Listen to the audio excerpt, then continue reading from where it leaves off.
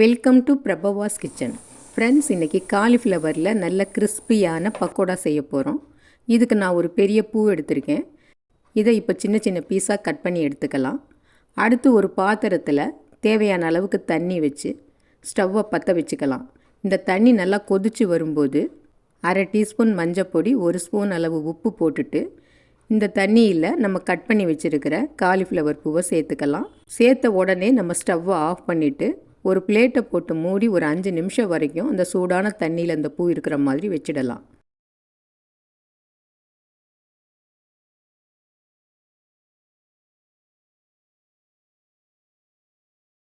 இதை ஸ்டவ்வை ஆஃப் பண்ணாமல் அப்படியே நம்ம வேக விட்டுறக்கூடாது. போட்ட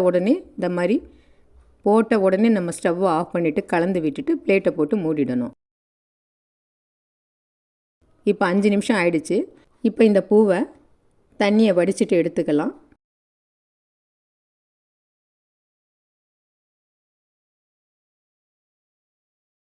நாம் கொதிக்கிற தண்ணியில் இந்த பூவை போட்டதுனால பூவும் நல்லா சுத்தமாயிடுச்சு. அதே சமயம் கொஞ்சம் சாஃப்ட்னஸும் வந்திருக்குது. இந்த மாதிரி நம்ம பக்கோடா போடுறப்ப தான் இந்த பூவு நல்லா வெந்து அதே சமயம் கிறிஸ்பியாகவும் இருக்கும்.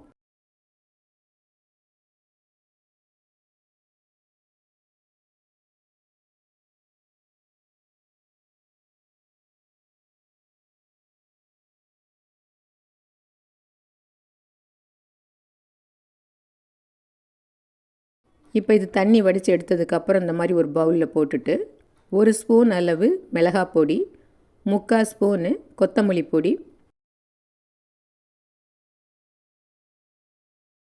மிளகு சீரகப்பொடி ஒரு 3/4 டீஸ்பூனு, இஞ்சி பூண்டு பேஸ்ட்டு 1 ஸ்பூன் சேர்த்து இது எல்லாத்தையும் நல்லா பெசரி விட்டுக்கலாம். இதில் நான் உப்பு சேர்க்கலை. ஏற்கனவே உப்பு தண்ணியில் தான் இந்த பூ இருந்ததுனால அதில் உப்பு இறங்கியிருக்கும். அதனால் உப்பு போடாமல் இப்போ நல்லா பெசரி விட்டுட்டு நம்ம மாவு சேர்த்ததுக்கு அப்புறமா கொஞ்சமாக உப்பு தூவிக்கலாம்.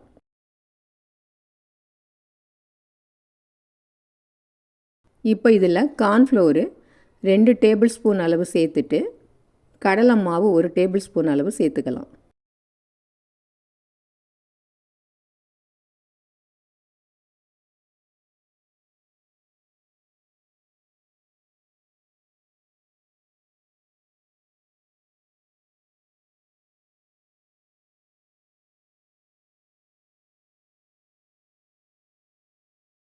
இப்போ இதில் கொஞ்சமாக உப்பு ஒரு 1/4 டீஸ்பூனுக்கும் கம்மியாக தூவி நல்லா பெசரி விட்டுக்கலாம்.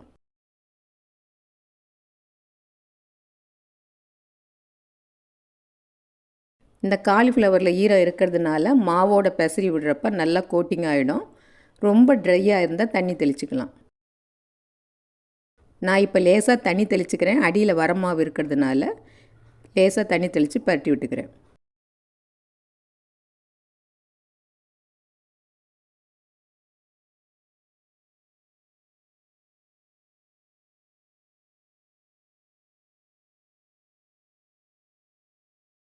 எல்லா பூவிலையும் மாவு நல்லா கோட்டாகணும். இந்த மாதிரி இருக்கணும். இப்போ இருப்பு சட்டியில் எண்ணெய் வச்சு காஞ்சிட்ருக்குது. இதில் இந்த பூவை பரவலாக போட்டுக்கலாம். இந்த காலிஃப்ளவர் பக்கோடா போடுறப்ப மாவு பஜ்ஜி மாவு மாதிரி லூஸாக இருந்ததுன்னா எண்ணெய் இழுத்துக்கும். அதே சமயம் வரட்டு மாவாக போட்டோம்னா உதிரி உதிரியாக அந்த மாவு கொட்டி எண்ணெயும் கருத்து போகும். அந்த மாதிரி இல்லாமல் பூவில் மாவு சரியாக கோட்டாக இருந்துச்சுன்னா நம்ம ஃப்ரை பண்ணி எடுக்கிறப்ப கொஞ்சம் கூட எண்ணெய் இழுத்துருக்காது. அதே சமயத்தில் நல்ல கிறிஸ்பியாகவும் டேஸ்டியாகவும் இருக்கும்.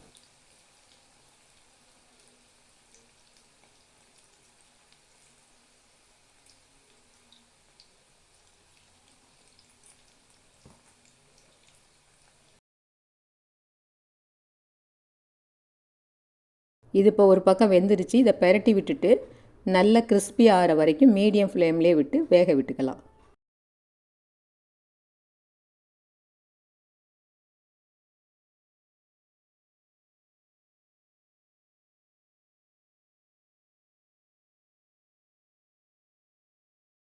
இப்போ நல்லா கிறிஸ்பியாக வெந்துடுச்சு, எடுத்துடலாம்.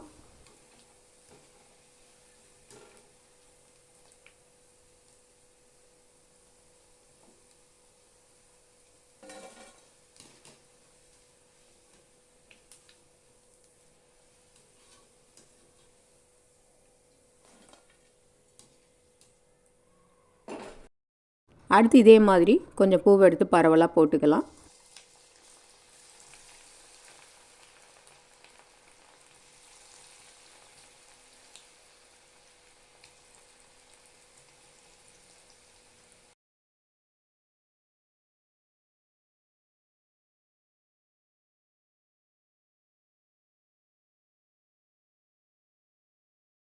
இப்போ இதுவும் நல்லா வெந்துடுச்சு, எடுத்துடலாம்.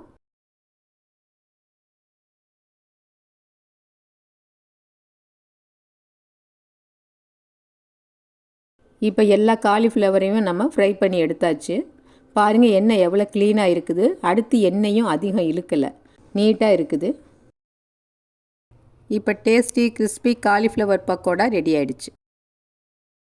இப்போ இந்த பவுலில் போடும்போது எப்படி சவுண்டு வருதுன்னு பாருங்கள். நல்லா கிறிஸ்பியாக இருக்குது. இந்த டிஷ்ஷு பிடிச்சிருந்ததுன்னா லைக் பண்ணுங்கள், ஷேர் பண்ணுங்கள், மறக்காமல் சப்ஸ்கிரைப் பண்ணுங்கள். நன்றி.